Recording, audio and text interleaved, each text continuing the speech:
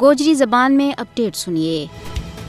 مودی حکومت زیر قیادت مسلم اکثریتی جموں کشمیر نہ بگوا بناؤن کے واسطے RSS کا ایجنڈا کے اوپر جارحانہ عمل کر رہی ہے۔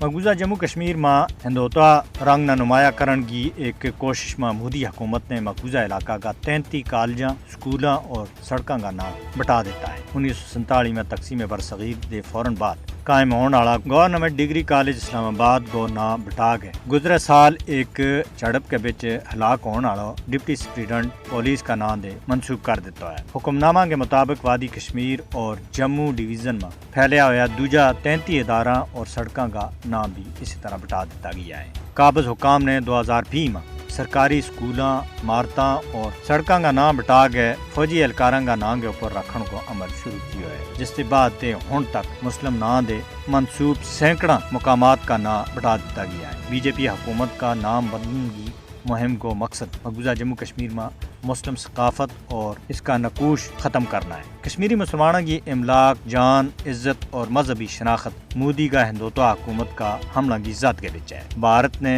مقبوضہ جموں کشمیر میں دوجا بنیادی حقوق کے نال مذہبی حقوق بھی کشمیریوں کو خاص لیا ہے۔ 5 اگست 2019 کے بعد BJP کی زیر قیادت بھارتی حکومت کی نافذ کی ہوئی ہندوتوا پالیسیاں علاقہ کی مسلم اکثریتی حیثیت نہ سخت خطرہ پہ گیا ہے۔ مودی کا 5 اگست 2019 کا غیر قانونی اقدامات کو مقصد کشمیریوں کی شناخت اور وقار نہ خسنو ہے۔ RSS کو مچروکنو خواب ہے کہ مسلم کشمیر نہ ہندو رنگ بچ بدلے ہو جائے تاکہ مقبوضہ جموں کشمیر میں ہندوؤں کی بالادستی اور ہندو طرز زندگی کو کیا ممکن ہو سکے۔ بھارت کشمیریوں کا حق خود ارادیت کی جدوجہد نہ نقصان پہنچاؤن کے واسطے ان کی شناخت انہاں دے خاصری ہوئے۔